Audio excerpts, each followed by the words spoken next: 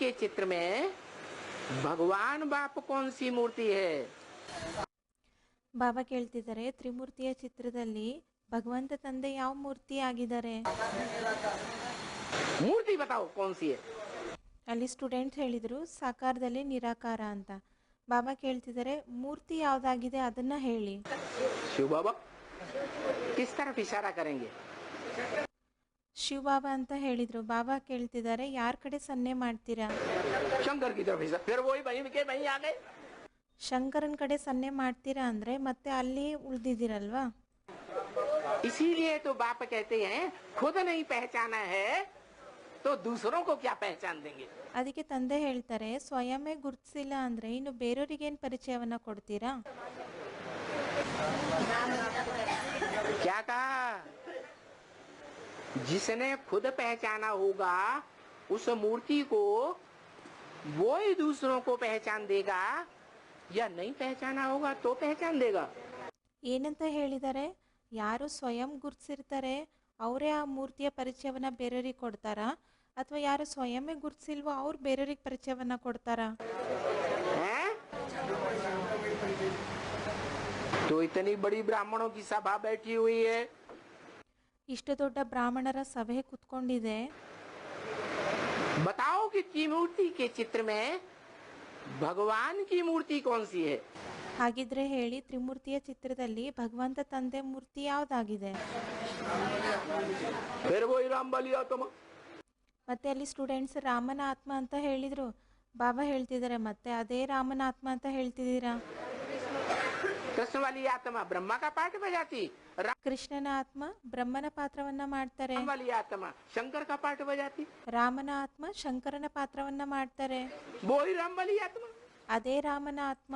राम के भक्त रहीम के बंदे हैं सब आंखों के अंधे. ರಾಮನ ಭಕ್ತರು ರಹೀಮನ ಭಕ್ತರು ಆಗಿರೋದು ಎಲ್ರು ಕಣ್ಣಿನ ಕುರುಡ್ರು.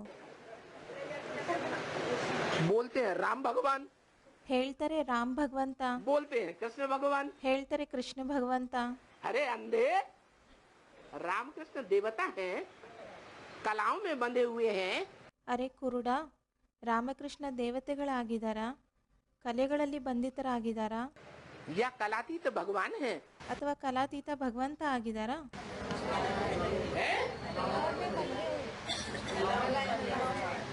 तो कौन सी मूर्ति है त्रिमूर्ति में?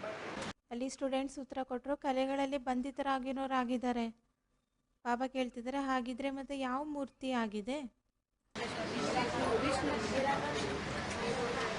अरे गाया जाता है ऊंचे ते ऊंचा भगवंत. ಗಾಯನ ಮಾಡ್ಲಾಗುತ್ತಲ್ವಾ, ಶ್ರೇಷ್ಠಾದಿ ಶ್ರೇಷ್ಠ ಭಗವಂತ. तो त्रिमूर्ति में सबसे ऊंची सबसे ऊपर कौन सी मूर्ति है? ಹಾಗಿದ್ಮೇಲೆ ತ್ರಿಮೂರ್ತಿಯಲ್ಲಿ ಎಲ್ರಿಗಿಂತ ಶ್ರೇಷ್ಠ ಆಗಿರೋಂಥರು ಎಲ್ಲದಕ್ಕಿಂತ ಉನ್ನತ ಮಟ್ಟದ ಮೂರ್ತಿ ಯಾವ್ದಾಗಿದೆ?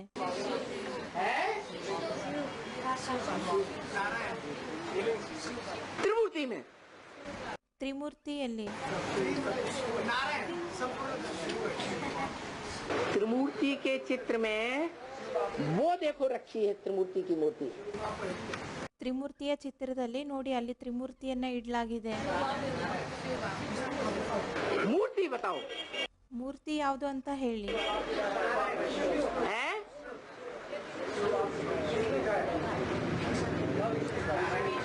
शिव बाप शिव बाप शिव बाप हलाया हुआ है. शिव बिंदी का नाम है या मूर्ति का नाम है? ಶಿವ ತಂದೆ ಅಂತ ಹೇಳ್ತಾ ಇದ್ದೀರಾ, ಶಿವ ಬಿಂದುವಿನ ಹೆಸರಾಗಿದೆನಾ ಅಥವಾ ಮೂರ್ತಿ ಆಗಿದೆನಾ? बिंदी की मूर्ति बनाओगे? ಬಿಂದುವಿನ ಮೂರ್ತಿ ಮಾಡ್ಲಾಗುತ್ತಾ? हैं? तो बताओ त्रिमूर्ति में भगवान बाप की मूर्ति कौन सी है? ಹಾಗಿದ್ರೆ ಹೇಳಿ, ತ್ರಿಮೂರ್ತಿಯಲ್ಲಿ ಭಗವಂತ ತಂದೆಯ ಮೂರ್ತಿ ಯಾವ್ದಾಗಿದೆ? हैं? त्रिमूर्ति के चित्र में नारायण कहाँ रखा हुआ है? ಅಲ್ಲಿ ಸ್ಟೂಡೆಂಟ್ ಹೇಳಿದ್ರು ಸಂಪನ್ನ ಸ್ಥಿತಿಯ ನಾರಾಯಣ ಅಂತ. ಬಾಬಾ ಕೇಳ್ತಿದ್ರೆ, ತ್ರಿಮೂರ್ತಿಯಲ್ಲಿ ನಾರಾಯಣನ ಎಲ್ಲಿಟ್ಟಿದ್ದಾರೆ? हैं? अरे त्रिमूर्ति के चित्र में नारायण कहाँ है? ಅಲ್ಲಿ स्टूडेंट ಮತ್ತೆ ವಿಷ್ಣು ಅಂತ ಹೇಳ್ತಿದ್ದಾರೆ. ಬಾಬಾ ಕೇಳ್ತಿದ್ದಾರೆ, ತ್ರಿಮೂರ್ತಿಯಲ್ಲಿ ನಾರಾಯಣನ ಎಲ್ಲಿ ಇಟ್ಟಿದ್ದಾರೆ? हैं?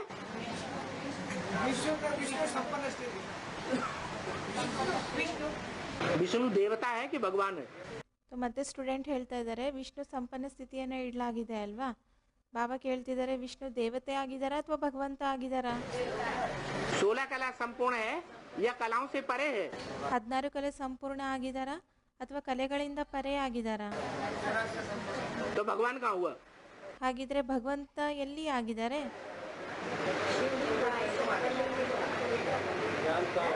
है? ओहो, उस भगवान की यादगार बनी हुई है, सारी दुनिया में बनी है, विदेशों में भी है। ಆ ಭಗವಂತನ ನೆನಪಾರ್ಥ ಮಾಡಲಾಗಿದೆ ಇಡೀ ಜಗತ್ತಿನಲ್ಲಿ, ವಿದೇಶದಲ್ಲೂ ಸಹ. है शिवलिंग। ಅದಾಗಿದೆ ಶಿವಲಿಂಗ. चुप रहो। ಅಲ್ಲಿ ಸ್ಟೂಡೆಂಟ್ ಏನೋ ಹೇಳಿದ್ರು, ಅದಕ್ಕೆ ಬಾಬಾ ಹೇಳ್ತಿದ್ದಾರೆ ಮೌನವಾಗಿರ್ರಿ. शिवलिंग ऊपर नहीं रखा है, ऊंचे से ऊंचा भगवंत। ಬಾಬಾ ಹೇಳ್ತಿದ್ದಾರೆ ತ್ರಿಮೂರ್ತಿ ಚಿತ್ರದಲ್ಲಿ ಮೇಲ್ಗಡೆ ಶ್ರೇಷ್ಠಾದಿ ಶ್ರೇಷ್ಠ ಭಗವಂತ ಶಿವ ಭಗವಂತನ ಇಟ್ಟಿಲ್ವಾ?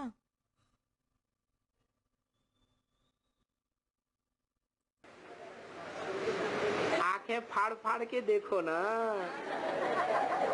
ಅಗಲವಾದ ಕಣ್ಣುಗಳಿಂದ ದಿಟ್ಟಿಸಿ ನೋಡು ಅಂತ ಬಾಬಾ ಸ್ಟೂಡೆಂಟಿಗೆ ಹೇಳ್ತಾ ಇದ್ದಾರೆ. है वो बिंदी रूप में रखा है। ಅದನ್ನ ಅಲ್ಲಿ ಬಿಂದು ರೂಪದಲ್ಲಿ ಇಟ್ಟಿದ್ದಾರಾ? आंखें छोटी तो नहीं हो गई?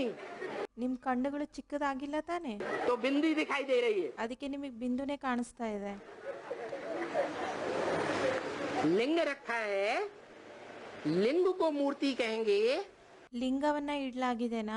ಲಿಂಗಕ್ಕೆ ಮೂರ್ತಿ ಅಂತ ಹೇಳಲಾಗುತ್ತಾ या बिंदु को मूर्ति कहेंगे? ಅಥವಾ ಬಿಂದುವಿಗೆ ಮೂರ್ತಿ ಅಂತ ಹೇಳಲಾಗುತ್ತಾ? है लिंग को मूर्ति कहेंगे। ಲಿಂಗಕ್ಕೆ ಮೂರ್ತಿ ಅಂತ ಹೇಳಲಾಗುತ್ತೆ. कैसा मूर्ति? ಅದು ಎಂತ ಮೂರ್ತಿ ಆಗಿದೆ? जो गीता में बताया गया, अव्यक्त मूर्ति ना। ಗೀತೆಯಲ್ಲಿ ಬಂದಿದೆ ಅವ್ಯಕ್ತ ಮೂರ್ತಿನ. कैसी मूर्ति? ಎಂತ ಮೂರ್ತಿ ಆಗಿದೆ? अव्यक्त मूर्ति है। ಅವ್ಯಕ್ತ ಮೂರ್ತಿ ಆಗಿದೆ. व्यक्त माने जो आंखों से देखा जाए, ವ್ಯಕ್ತ ಅಂದ್ರೆ ಯಾವುದನ್ನ ನಾವು ಕಣ್ಣುಗಳಿಂದ ನೋಡ್ಬೋದು. अव्यक्त माने जो आंखों से न देखा जाए। ಅವ್ಯಕ್ತ ಅಂದ್ರೆ ಯಾವುದನ್ನ ನಾವು ಕಣ್ಣುಗಳಿಂದ ನೋಡ್ಲಿಕ್ಕೆ ಆಗೋದಿಲ್ವೋ. वो ऐसी अव्यक्त मूर्ति है जिस मूर्ति में नाक, आंख, कान, हाथ, पांव, इंद्रिया नहीं दिखाई देती है। ಅದು ಎಂತಹ ಅವ್ಯಕ್ತ ಮೂರ್ತಿ ಆಗಿದೆ ಅಂದ್ರೆ ಆ ಮೂರ್ತಿಯಲ್ಲಿ ಮೂಗು, ಕಣ್ಣು, ಕಿವಿ, ಕೈ, ಕಾಲು, ಇಂದ್ರಿಯಗಳು ಕಾಣಿಸೋದಿಲ್ಲ. एक लिंग रूप ही दिखाई देता है। ಒಂದು ಲಿಂಗ ರೂಪನೇ ಕಾಣಿಸುತ್ತೆ. मेरे लिंग की ही पूजा होती है।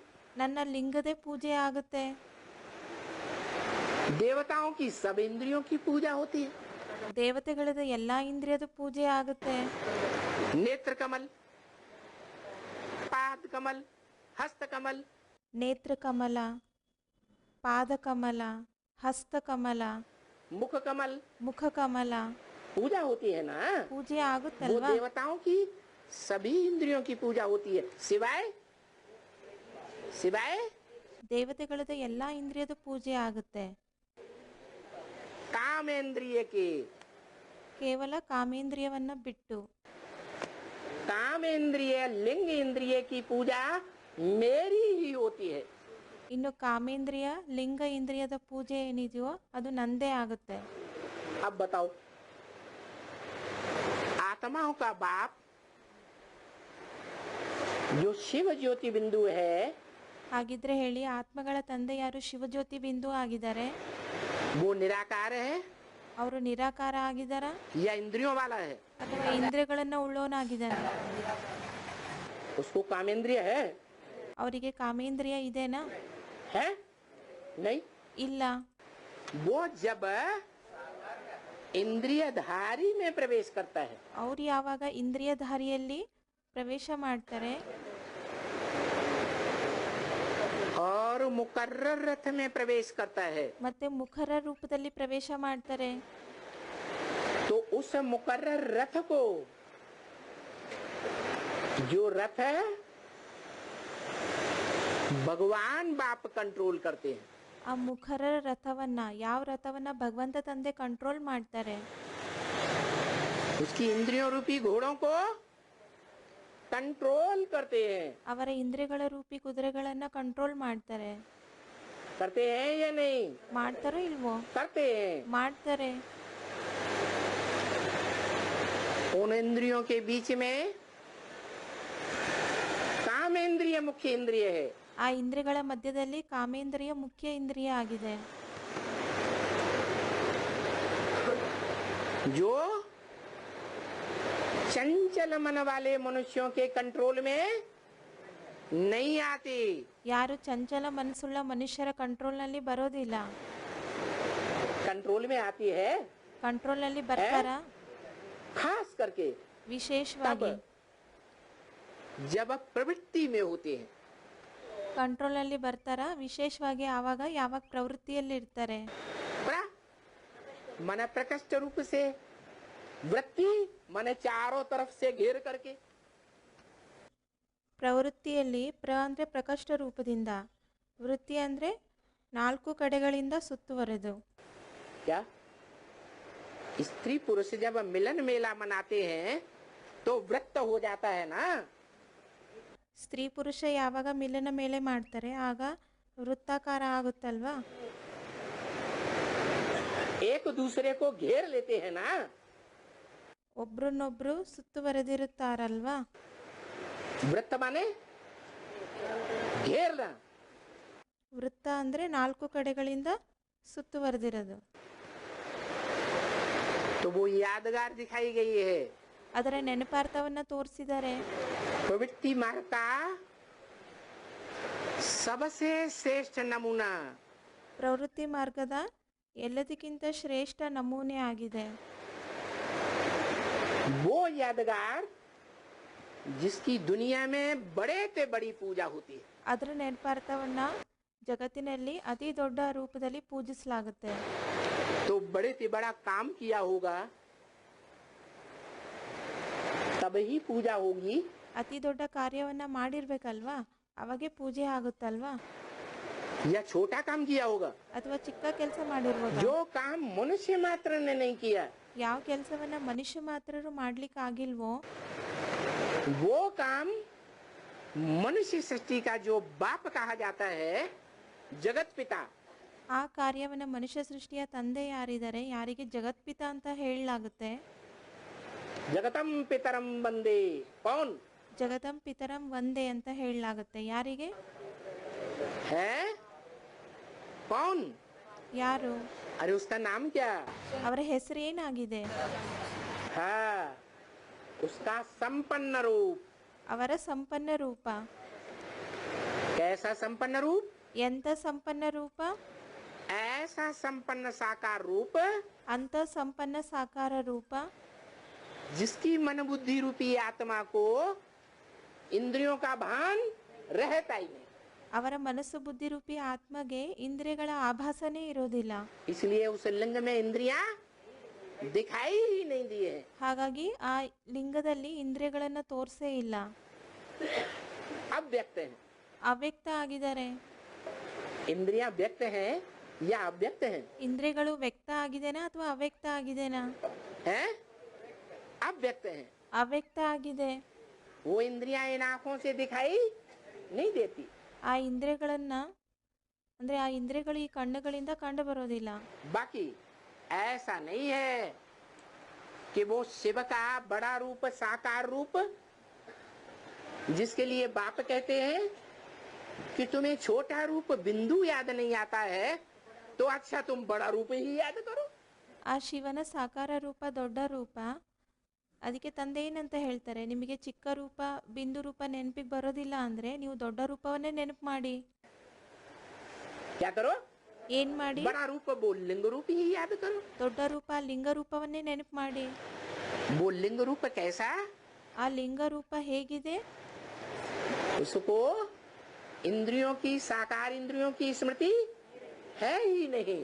ಆ ಲಿಂಗಕ್ಕೆ ಸಾಕಾರಿ ಇಂದ್ರಿಯಗಳ ಸ್ಮೃತಿ ಇರೋದೇ ಇಲ್ಲ. एक निराकारी स्टेज है।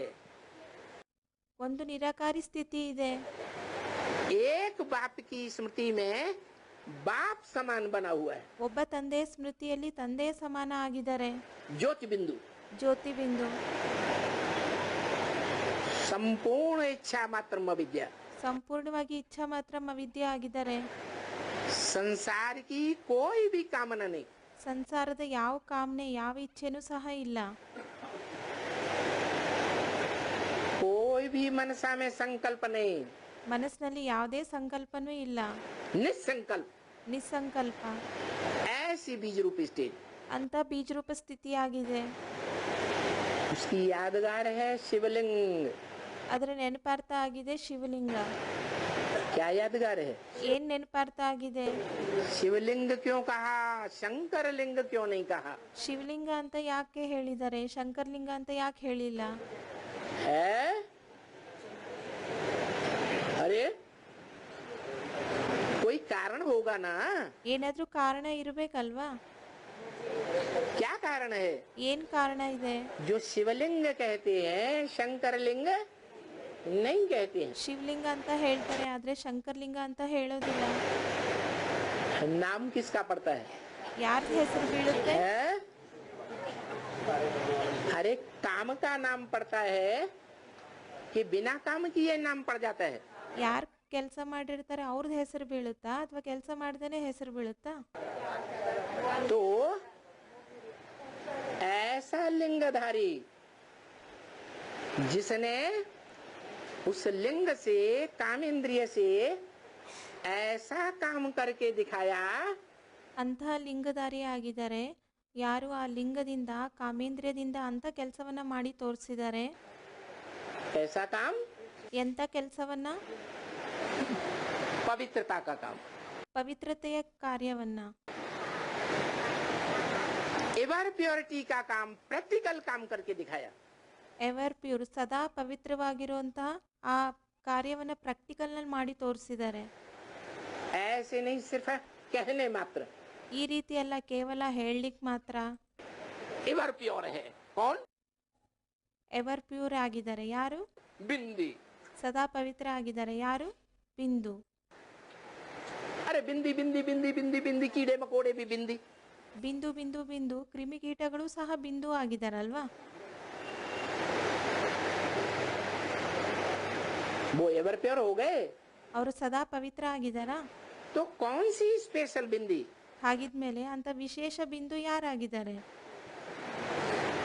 वो स्पेशल बिंदु रूप आत्मा जिसने पुरुषार्थ करके ऐसी बाप समान स्टेज धारण कर ली निराकारी. ಆ ಸ್ಪೆಷಲ್ ಬಿಂದು ರೂಪ ಆತ್ಮ ಅಂತಹ ವಿಶೇಷ ಪುರುಷಾರ್ಥವನ್ನ ಮಾಡಿ ತಂದೆಯ ಸಮಾನ ಸ್ಥಿತಿಯನ್ನು ಧಾರಣೆ ಮಾಡ್ಕೊಳ್ತಾರೆ.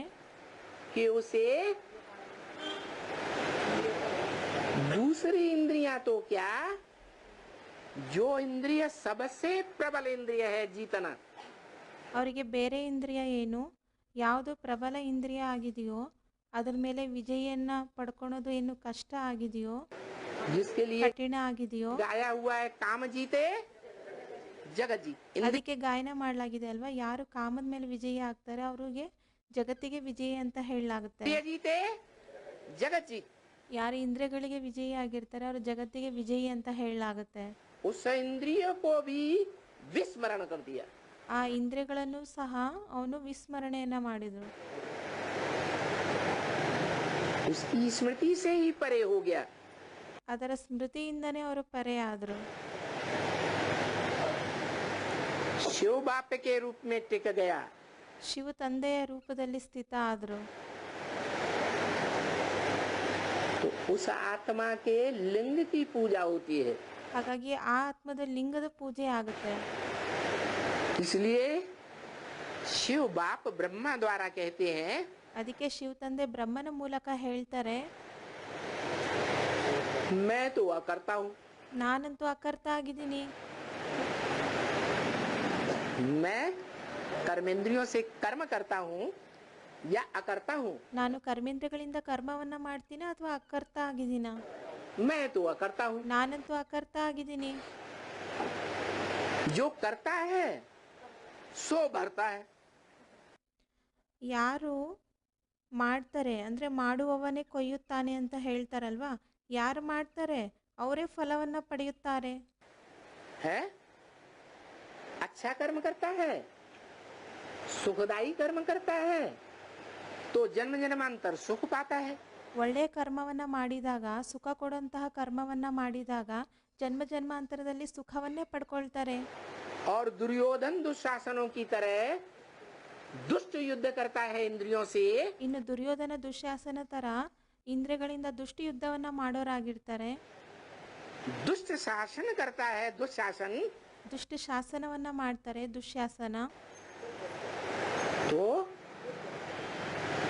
जन्म जन्मांतर दुख भोगेगा या सुख भोगेगा? ಅವರು ಜನ್ಮ ಜನ್ಮಾಂತರದಲ್ಲಿ ದುಃಖವನ್ನ ಭೋಗಿಸ್ತಾರೆ ಅಥವಾ ಸುಖವನ್ನ ಭೋಗಿಸ್ತಾರ?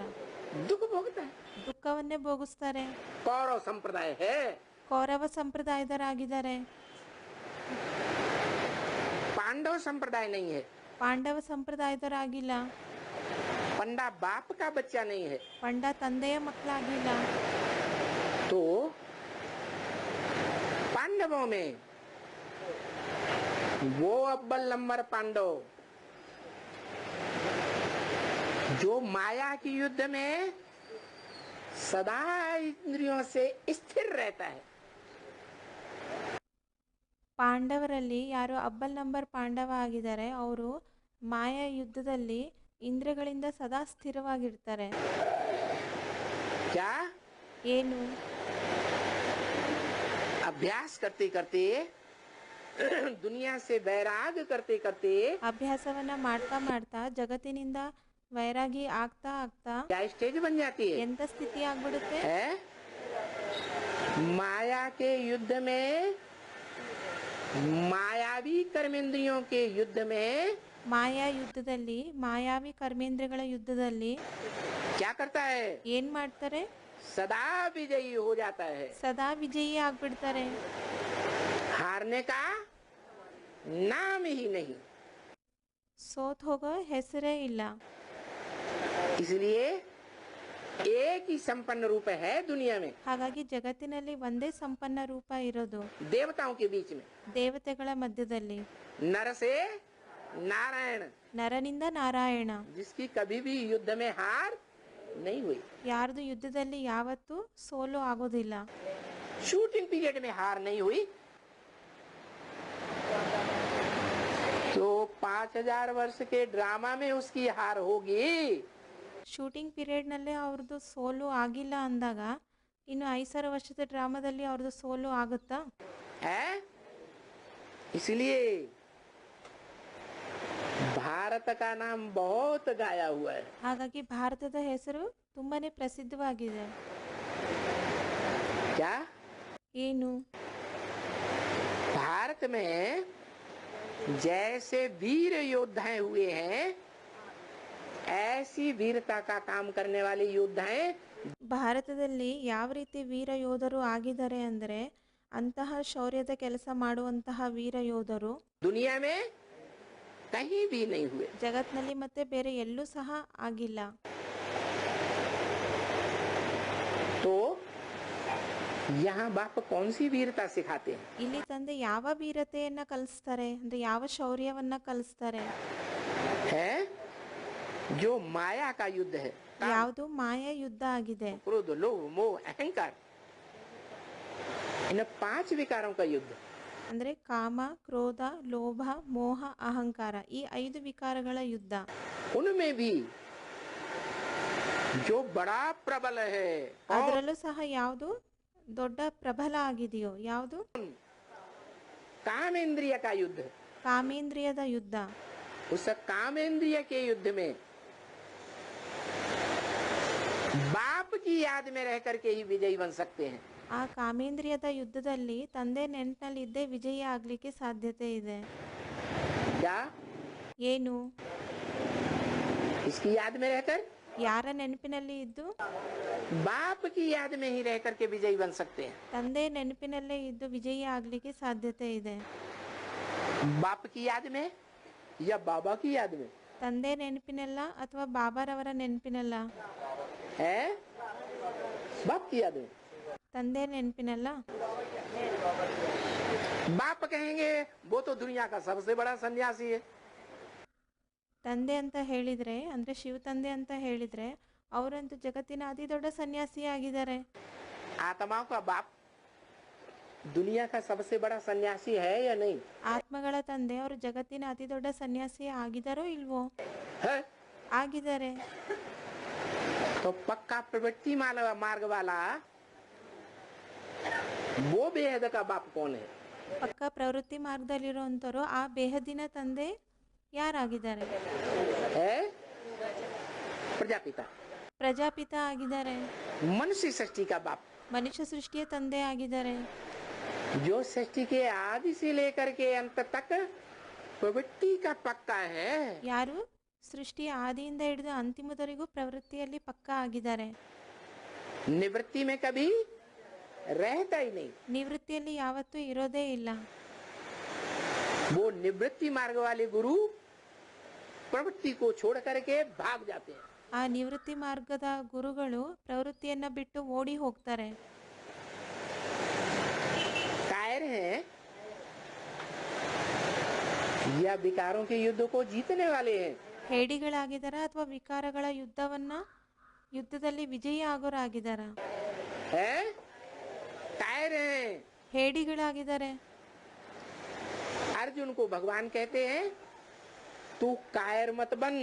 ಅರ್ಜುನನಿಗೆ ಭಗವಂತ ಹೇಳ್ತಾರೆ, ನೀನು ಹೇಡಿ ಆಗ್ಬೇಡ. क्या ಏನು? अर्जुन कहता है इस बीभत्स कार्य में मेरे को क्यों जोड़ते हो? ಅರ್ಜುನ ಹೇಳ್ತಾನೆ, ಈ ಭಯಾನಕ ಕೃತ್ಯದಲ್ಲಿ ನನ್ನನ್ನು ಏಕೆ ತೊಡಗಿಸುತ್ತಿದ್ದೀರಾ? हे भगवान इस बड़े घृणित कार्य में मेरे को क्यों जोड़ते हो? ಹೇ ಭಗವಂತ, ಈ ಅತ್ಯಂತ ಅಸಹ್ಯಕರ ಕೃತ್ಯದಲ್ಲಿ ನನ್ನನ್ನು ಏಕೆ ತೊಡಗಿಸುತ್ತಿದ್ದೀರಾ? क्यों लगाते हो? ಯಾಕೆ ನನ್ನನ್ನು ತೊಡಗಿಸ್ತಾ ಇದ್ದೀರಾ? भगवान कहते हैं, क्या कहते हैं? ಭಗವಂತ ಹೇಳ್ತಾರೆ, ಏನಂತ ಹೇಳ್ತಾರೆ? भगवान कहते हैं मम वर्तमान वर्तन्ते मनुष्या पार्थ सर्वश। ಭಗವಂತ ಹೇಳ್ತಾರೆ, ಮಮ ವರ್ತಮಾನು ವರ್ತಂತೆ ಮನುಷ್ಯ ಪಾರ್ಥ ಸರ್ವಶಃ. इस दुनिया में जो भी मनुष्य मात्र है, मैंने जो रास्ता अपनाया है उसी रास्ते का अनुगमन करते हैं। ಈ ಜಗತ್ತಿನಲ್ಲಿ ಯಾರೆಲ್ಲ ಮನುಷ್ಯ ಮಾತ್ರರಿದ್ದಾರೆ, ನಾನು ಯಾವ ಮಾರ್ಗವನ್ನು ಅನುಸರಣೆ ಮಾಡಿದ್ದೀನಿ, ಎಲ್ಲರೂ ಅದನ್ನೇ ಅನುಸರಣೆ ಮಾಡ್ತಾರೆ. मैं जब इस दुनिया में आता हूँ, शिव ज्योति बिंदु जब इस दुनिया में आता है, ನಾನು ಯಾವಾಗ ಈ ಜಗತ್ತಿನಲ್ಲಿ ಬರ್ತೀನಿ, ಶಿವಜ್ಯೋತಿ ಬಿಂದು ಯಾವಾಗ ಈ ಜಗತ್ತಿನಲ್ಲಿ ಬರ್ತಾರೆ, तो प्रवृत्ति में रहता है या निवृत्ति में रहता है? ಆಗ ಪ್ರವೃತ್ತಿಯಲ್ಲಿ ಇರ್ತಾರ ಅಥವಾ ನಿವೃತ್ತಿಯಲ್ಲಿ ಇರ್ತಾರ? प्रवृत्ति में रहता है। ಪ್ರವೃತ್ತಿಯಲ್ಲಿ ಇರ್ತಾರೆ. वो धर्म पिताएं तो आज एक के साथ प्रवृत्ति जोड़ते हैं, कल छोड़ देते हैं। ಆ ಧರ್ಮಪಿತಗಳು ಇವತ್ತು ಒಬ್ಬರ ಜೊತೆ ಪ್ರವೃತ್ತಿಯನ್ನ ಜೋಡಿಸ್ತಾರೆ, ನಾಳೆ ಅವ್ರನ್ನ ಬಿಟ್ಬಿಡ್ತಾರೆ. दूसरी प्रवृत्ति अपनाते हैं।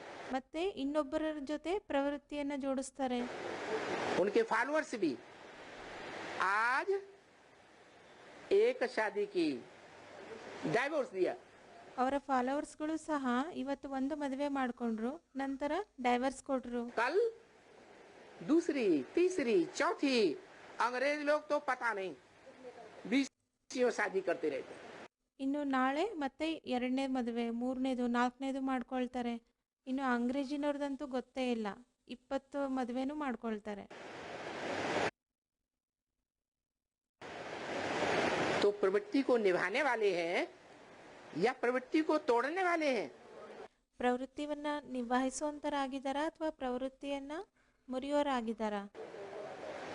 वो सब निवृत्ति मार्ग वाले धर्म पिताएं हैं। ಆ ಧರ್ಮಪಿತಗಳೆಲ್ಲರೂ ನಿವೃತ್ತಿ ಮಾರ್ಗದವರಾಗಿದ್ದಾರೆ. उनके फॉलोअर्स भी निवृत्ति मार्ग वाले हैं। ಅವರ ಫಾಲೋವರ್ಸ್ಗಳು ಸಹ ನಿವೃತ್ತಿ ಮಾರ್ಗದವರಾಗಿದ್ದಾರೆ. एक सुप्रीम सोल बाप ही है जो साकार मनुष्य सृष्टि में आकर साकार मनुष्य के रथ में प्रवेश करके पक्की प्रवृत्ति निभाता है बेहद की। ಒಬ್ಬ ಸುಪ್ರೀಂ ಸೋಲ್ ತಂದೆನೇ ಆಗಿರೋದು ಯಾರು ಸಾಕಾರಿ ಸೃಷ್ಟಿಯಲ್ಲಿ ಬಂದು ಸಾಕಾರಿ ಮನುಷ್ಯನ ರಥದಲ್ಲಿ ಪ್ರವೇಶ ಮಾಡಿ ಬೇಹದಿನ ಪ್ರವೃತ್ತಿಯನ್ನು ನಿಭಾಯಿಸ್ತಾರೆ. दुनिया वाले तो एक के साथ, दो के साथ, चार के साथ, 8 के साथ, 20 के साथ, 100 के साथ निभाएंगे। ಜಗತ್ತಿನಲ್ಲಿರೋರು ಒಬ್ಬರ ಜೊತೆ, ಇಬ್ಬರ ಜೊತೆ, 4 ಜೊತೆ, 8 ಜೊತೆ, 20 ಜೊತೆ, 100 ಜೊತೆ ನಿಭಾಯಿಸ್ತಾರೆ. निभाते हैं या तोड़ते जाते हैं? ನಿಭಾಯಿಸ್ತಾರ ಅಥವಾ ಮುರಿತಾ ಹೋಗ್ತಾರ? हैं? तोड़ते जाते हैं। और ಮುರಿತಾ ಹೋಗ್ತಾರೆ. मैं, ಆದರೆ ನಾನು, मेरी प्रवृत्ति तो शास्त्र में गाई हुई है। ನನ್ನ ಪ್ರವೃತ್ತಿ ಅಂತೂ ಶಾಸ್ತ್ರದಲ್ಲಿ ಗಾಯನ ಇದೆ. कितनों के साथ प्रवृत्ति है? ಎಷ್ಟರ ಜೊತೆ ಪ್ರವೃತ್ತಿ ಇದೆ? 16,000 गुप्त संबंध इंद्रियों का जोड़ने वालों के साथ मेरी प्रवृत्ति है। 16,000 ಯಾರು ಇಂದ್ರಿಯಗಳಿಂದ ಗುಪ್ತ ಸಂಬಂಧ ಜೋಡಿಸುವಂತರಾಗಿದ್ದಾರೆ ಅವ್ರ ಜೊತೆ ನಂದು ಪ್ರವೃತ್ತಿ ಇದೆ. और कोई को मैं छोड़ता नहीं हूँ। ಮತ್ತೆ ಯಾರನ್ನೂ ಸಹ ನಾನು ಬಿಡೋದಿಲ್ಲ. छोड़ता हूँ ಬಿಡ್ತೀನಾ? है? बच्चे खुद ही भाग जाते हैं। ಮಕ್ಕಳು ಸ್ವತಃನೇ ಓಡಿ ಹೋಗ್ತಾರೆ. मैं तो नहीं किसी को भगाता। ನಾನಂತೂ ಯಾರನ್ನೂ ಓಡಿಸೋದಿಲ್ಲ. वो भगाने वाला है या थमाने वाला है? ಅವನು ಓಡಿಸೋಂತನಾಗಿದ್ದಾನ ಅಥವಾ ನಿಲ್ಲಿಸುವವನಾಗಿದ್ದಾನ? थमाने वाला है। ಅವನು ನಿಲ್ಲಿಸುವವನಾಗಿದ್ದಾನೆ. तो देखो, ऐसा प्रवृत्ति मार्ग का निराकारी सो साकारी बाप, ಹಾಗಾಗಿ ನೋಡಿ, ಅಂಥ ಪ್ರವೃತ್ತಿ ಮಾರ್ಗದವನು ನಿರಾಕಾರಿ ಸಾಕಾರಿಯಾಗಿದ್ದಾನೆ. जिसकी यादगार शिवलिंग दुनिया में सार्वभौम है। ಯಾರ ನೆನಪಾರ್ಥ ಶಿವಲಿಂಗ ಆಗಿದೆ, ಯಾವುದೋ ಜಗತ್ತಿನಲ್ಲಿ ಸಾರ್ವಭೌಮ ಆಗಿದೆ. विदेशों की खुदाइयों में भी मिली है। ವಿದೇಶದಲ್ಲೂ ಭೂಮಿಯನ್ನ ಅಗದಾಗೂ ಸಿಕ್ಕಿದೆ. वो बाप बेचारा 63 जन्मों का बहुत भटका हुआ है। ಆ ಬಡಪಾಯಿ ತಂದೆ 63 ಜನ್ಮಗಳಿಂದ ತುಂಬಾನೇ ಅಲ್ದಾಡಿದ್ದಾರೆ. वो बाप बेचारा बोलता है, ಆ ಬಡಪಾಯಿ ತಂದೆ ಹೇಳ್ತಾರೆ, संगम युग में भी बहुत भटका हुआ है। ಸಂಗಮ ಯುಗದಲ್ಲೂ ಸಹ ಅವರು ತುಂಬಾನೇ ಅಲ್ದಾಡಿದ್ದಾರೆ. करेगा कि नहीं? ಶೂಟಿಂಗ್ ಮಾಡ್ತಾರೋ ಇಲ್ವೋ? है? सत्य असत्य का युद्ध, महाभारत युद्ध होता है या नहीं होता है? ಸತ್ಯ ಅಸತ್ಯದ ಮಹಾಭಾರತ ಯುದ್ಧ ಆಗುತ್ತೋ ಇಲ್ವೋ? है? तो बहुत भटका हुआ बेचारा बोलता है, ಹಾಗಾಗಿ ತುಂಬಾನೇ ಆ ಬಡಪಾಯಿ ಅಲ್ದಾಡಿರೋ ಅಂತವ್ರು ಹೇಳ್ತಾರೆ. क्या बोलता है? ಏನಂತ ಹೇಳ್ತಾರೆ? ये बच्चियां जाती हैं सर्विस फील्ड पर, ಕುಮಾರಿಯರು ಸರ್ವಿಸ್ ಫೀಲ್ಡ್ ನಲ್ಲಿ ಹೋಗ್ತಾರೆ, समझाती है, ಅರ್ಥಪಡಿಸ್ತಾರೆ. कोई के वो भी युक्ति से पूरा तीर नहीं लगाती है। ಆದ್ರೆ ಯಾರೂ ಸಹ ಯುಕ್ತಿಯಿಂದ ಪೂರ್ತಿ ಬಾಣವನ್ನ ಹೊಡೆಯೋದಿಲ್ಲ. कौन सी बच्चियों की तरफ इशारा किया? ಯಾವ ಕುಮಾರಿಯರ ಕಡೆ ಸನ್ನೆ ಮಾಡಿದ್ರು? किस समय की बात है? ಯಾವ ಸಮಯದ ಮಾತಾಗಿದೆ? है 66 की बात। 66ನೇ ಇಸ್ವಿಯ ಮಾತಾಗಿದೆ. ये बच्चियां ಈ ಕುಮಾರಿಯರು कोई को पूरा तीर नहीं लगाती ಯಾರಿಗೂ ಸಹ ಪೂರ್ತಿ ಬಾಣವನ್ನ ಹೊಡೆಯೋದಿಲ್ಲ. कि ये बाप है। ಇವರು ತಂದೆ ಆಗಿದ್ದಾರೆ ಅಂತ.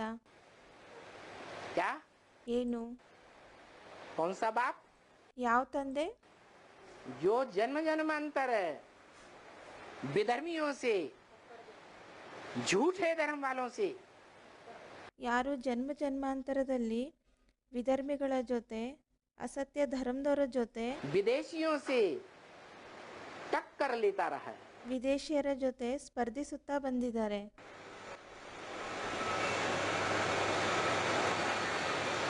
सत्य है, इसलिए सदा टिका हुआ रहा है। ಸತ್ಯ ಆಗಿದ್ದಾರೆ, ಅದಕ್ಕೋಸ್ಕರನೇ ಸದಾ ಸ್ಥಿತ ಆಗಿದ್ದಾರೆ. युद्ध में स्थिर रहा है या भाग खड़ा हुआ ಯುದ್ಧದಲ್ಲಿ ಸ್ಥಿರ ಆಗಿದಾರಾ ಅಥವಾ ಓಡಿ ಹೋಗಿದಾರಾ? है? सदा स्थिर रहा है। हिस्ट्री देख लो। ಸದಾ ಸ್ಥಿರ ಆಗಿದ್ದಾರೆ. ಇತಿಹಾಸವನ್ನ ನೋಡಿ.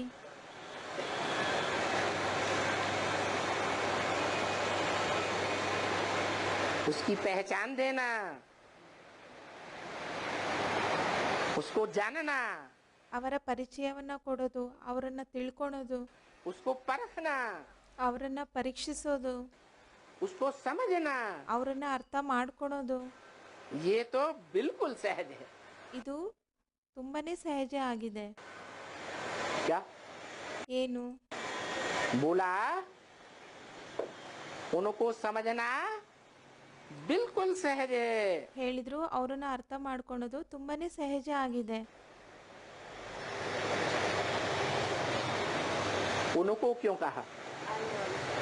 ಅವರನ್ನ ಅಂತ ಯಾಕೆ ಹೇಳಿದ್ರು? उसको क्यों नहीं कहा? ಅವನನ್ನ ಅಂತ ಯಾಕೆ ಹೇಳಿಲ್ಲ? हाँ, आगे वाला पार्ट तो है दूर का। ಅಲ್ಲಿ ಸ್ಟೂಡೆಂಟ್ಸ್ ಹೇಳಿದ್ರು ಮುಂದೆ ಬರುವಂತ ಪಾತ್ರ ಆಗಿದೆ. ಬಾಬಾ ಹೇಳ್ತಿದ್ದಾರೆ ಹಾ ಮುಂದೆ ಬರುವಂತ ಪಾತ್ರ ಏನೋ ಆಗಿದೆ, ದೂರದಲ್ಲಿದೆ. लेकिन उसको कहना चाहिए, ಆದ್ರೆ ಅವನನ್ನ ಅಂತ ಹೇಳ್ಬೇಕಾಗಿತ್ತಲ್ವಾ? को कहना चाहिए। ಒಬ್ಬನಿಗೆ ಹೇಳ್ಬೇಕಾಗಿತ್ತು. उनको क्यों कहा? ಅವರನ್ನ ಅಂತ ಯಾಕೆ ಹೇಳಿದ್ರು? है? हाँ, क्योंकि उसमें 3 आत्माएं पार्ट बजाती है। ಏಕೆಂದ್ರೆ ಅವರಲ್ಲಿ 3 ಆತ್ಮಗಳು ಪಾತ್ರವನ್ನ ಮಾಡ್ತಾರೆ. तो उनको कहें या उसको कहें? ಅವರಿಗೆ ಅಂತ ಹೇಳಲಾಗುತ್ತಾ ಅಥವಾ ಅವನಿಗೆ ಅಂತ ಹೇಳಲಾಗುತ್ತಾ? है? उनको समझना और समझाना बिल्कुल सहज है। ಅರ್ಥ ಮಾಡ್ಕೊಳೋದು ಮತ್ತೆ ಅರ್ಥಪಡಿಸೋದು ಅವರಿಗೆ ತುಂಬಾನೇ ಸಹಜ ಆಗಿದೆ. ऊंचे ते ऊंचा भगवन, ಶ್ರೇಷ್ಠಾದಿ ಶ್ರೇಷ್ಠ ಭಗವಂತ. ये बात मानते हो? ಈ ಮಾತನ್ನ त्रिमूर्ति में ಈ ಮಾತನ್ನ ನೀವು ತ್ರಿಮೂರ್ತಿಯಲ್ಲಿ ಒಪ್ಕೊಳ್ತೀರಾ?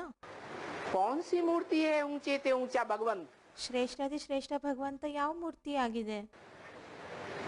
है? हाँ, त्रिमूर्ति में जो ऊपर शिवलिंग रखा हुआ है ತ್ರಿಮೂರ್ತಿಯಲ್ಲಿ ಏನ್ ಮೇಲ್ಗಡೆ ಶಿವಲಿಂಗವನ್ನ ಇಡ್ಲಾಗಿದೆ, वो अव्यक्त मूर्ति, ಆ ಅವ್ಯಕ್ತ ಮೂರ್ತಿ, जिसका व्याख्यान भगवत गीता में भी दिया हुआ है। ಯಾವುದರ ವ್ಯಾಖ್ಯೆ ಭಗವದ್ಗೀತೆಯಲ್ಲೂ ಸಹ ಕೊಟ್ಟಿದ್ದಾರೆ. वो अव्यक्त मूर्ति भगवान है। ಅವರು ಅವ್ಯಕ್ತ ಮೂರ್ತಿ ಭಗವಂತ ಆಗಿದ್ದಾರೆ. क्या अव्यक्त क्यों है? ಅವ್ಯಕ್ತ ಯಾಕಾಗಿದ್ದಾರೆ? हैं? अव्यक्त इसलिए है कि उसमें इंद्रियां दिखाई नहीं देती। ಅವ್ಯಕ್ತ ಯಾಕಾಗಿದ್ದಾರೆ ಅಂದ್ರೆ ಯಾಕೆಂದ್ರೆ ಅವರಲ್ಲಿ ಇಂದ್ರಿಯಗಳನ್ನ ತೋರಿಸಿಲ್ಲ. इसमें ಯಾರಲ್ಲಿ? उस शिवलिंग में इंद्रियां दिखाई नहीं देती। ಆ ಶಿವಲಿಂಗದಲ್ಲಿ ಇಂದ್ರಿಯಗಳು ಕಾಣಿಸೋದಿಲ್ಲ. शरीर का बड़ा रूप तो दिखाई देता है, ಶರೀರದ ದೊಡ್ಡ ರೂಪ ಏನು ತೋರಿಸ್ತಾರೆ, लेकिन उसे इंद्रियां है ही नहीं। ಆದ್ರೆ ಅವರಲ್ಲಿ ಇಂದ್ರಿಯಗಳು ಇಲ್ವೇ ಇಲ್ಲ. वो ही भगवान है। ಅವರೇ ಭಗವಂತ ಆಗಿದ್ದಾರೆ. अच्छा, वो भगवान सबका ही बाप है। ಆ ಭಗವಂತ ಎಲ್ರಿಗೂ ತಂದೆ ಆಗಿದ್ದಾರೆ. क्या? ಏನು? सबका माने कितने का? ಎಲ್ರಿಗೂ ಅಂದ್ರೆ ಎಷ್ಟು ಆತ್ಮಗಳಿಗೆ? 500-700 करोड़ का बाप है तो बेहद का बाप है या हद का बाप है? 500-700 ಕೋಟಿಗೆ ತಂದೆ ಆಗಿದ್ದಾರೆ ಅಂದ್ರೆ ಹದ್ದಿನ ತಂದೆ ಆದ್ರ ಅಥವಾ ಬೇಹದ್ದಿನ ತಂದೆ ಆದ್ರ? क्राइस्ट को 250-200 करोड़ दुनिया के मनुष्य अपना बाप मानते हैं। ಕ್ರೈಸ್ತನ್ನ ಜಗತ್ತಿನ 200-250 ಕೋಟಿ ಜನರು ತಮ್ಮನ್ನ ತಂದೆ ಅಂತ ಒಪ್ಕೊಳ್ತಾರೆ. तो हद का हुआ या बेहद का हुआ? ಅವರು ಹದ್ದಿನ ತಂದೆ ಆದ್ರ ಅಥವಾ ಬೇಹದ್ದಿನ ತಂದೆ ಆದ್ರ? है वो भी हद का बाप। ಅವರು ಸಹ ಹದ್ದಿನ ತಂದೆ ಆದ್ರು ಅಂದ್ರೆ ಸೀಮಿತ ತಂದೆ ಆದ್ರು. लेकिन ये जो बाप है जो त्रिमूर्ति में ऊंचे ते ऊंचा भगवंत के रूप में दिखाया गया है, ಅಂದ್ರೆ ಈ ತಂದೆ ಯಾರಾಗಿದ್ದಾರೆ? ತ್ರಿಮೂರ್ತಿಯಲ್ಲಿ ಯಾರನ್ನ ಶ್ರೇಷ್ಠಾದಿ ಶ್ರೇಷ್ಠ ಭಗವಂತನ ರೂಪದಲ್ಲಿ ತೋರಿಸಲಾಗಿದೆ. ये सबका बाप है। ಇವರು ಎಲ್ರಿಗೂ ತಂದೆ ಆಗಿದ್ದಾರೆ.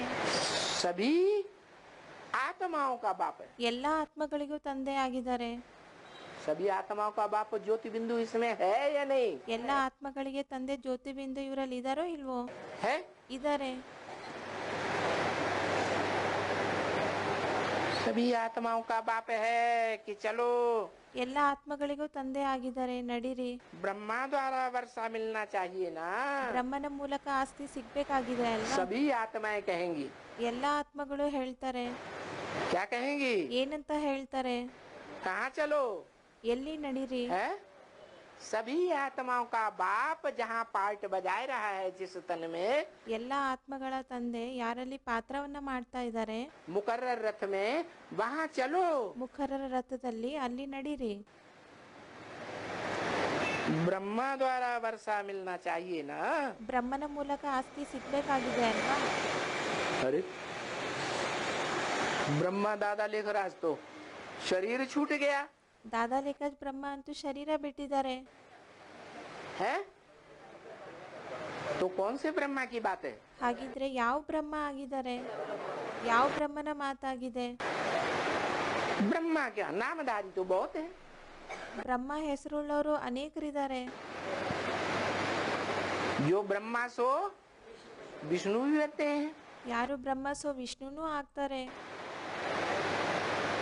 विष्णु के रूप में सहयोगी बनते हैं। ವಿಷ್ಣುವಿನ ರೂಪದಲ್ಲಿ ಸಹಯೋಗಿ ಆಗ್ತಾರೆ. कोई राइटियस, कोई लेफ्टिस्ट।